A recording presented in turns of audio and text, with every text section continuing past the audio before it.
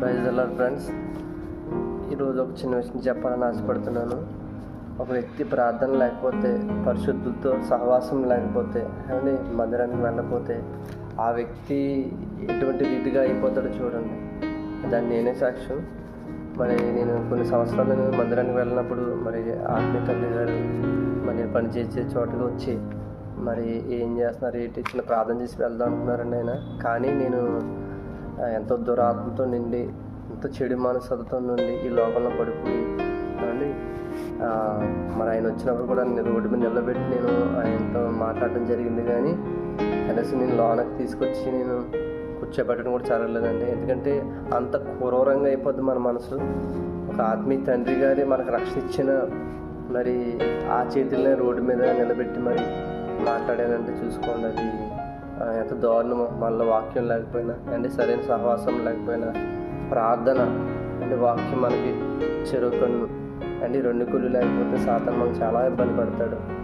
కానీ ఖచ్చితంగా ప్రార్థన వాక్యం అనేది ప్రతి విశ్వాసకి చాలా ముఖ్యమైన విషయం.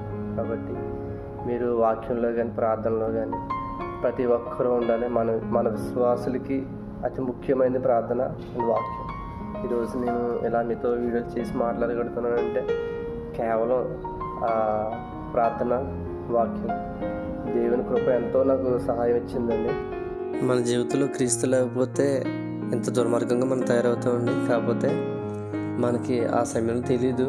కానీ మనం ప్రార్థన చేసుకున్నప్పుడు, మన దేవుని ఆత్మ మన మీదకి వచ్చినప్పుడు, మనం ఆత్మతో నింపబడినప్పుడు ఆత్మీయ తండ్రి గారి వాళ్ళు పడే యొక్క ప్రయాస ఏమిటో, వాళ్ళ బాధ ఏమిటో, వాళ్ళ కష్టం ఏమిటో అప్పుడు అర్థమవుతుందండి.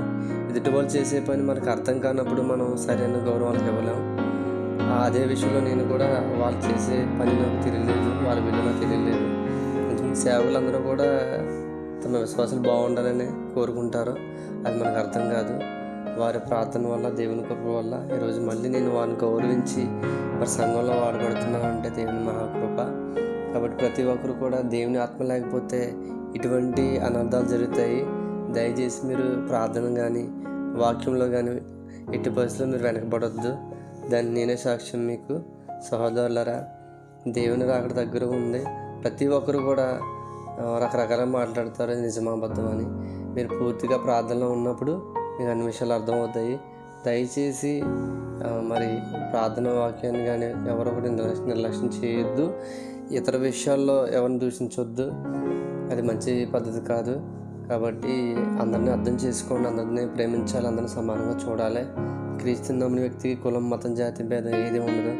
మరి ఇది ఈ విధంగా వదిలేసి 8 సంవత్సరాలు అవుతుంది.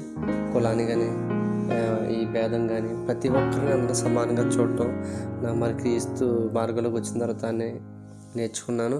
బైబిల్ నాకు ఎంతో సహాయపడుతుంది. మరి బైబిల్లో విషయాలు చాలామంది తెలియక మరి ఇతరులు మనం దూషిస్తూ ఉంటారు. మరి నిజంగా యేసుక్రీస్తు వారు అన్నీ వదులుకుని రమ్మంటారు.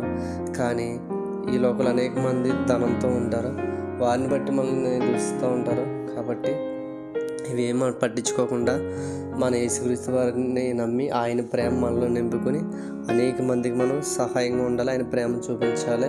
ప్రస్తుతం ఆయన ప్రేమని నేను అందరూ పంచుతున్నాను. అంతే తప్ప ఇది మతం కాదు. నేను ఇందులో వచ్చాక ఎంతో బాగుపడ్డాను ఆత్మీయంగా. ఎన్నో విషయాలైనా నన్ను పరిపూర్ణంగా చేశాడు.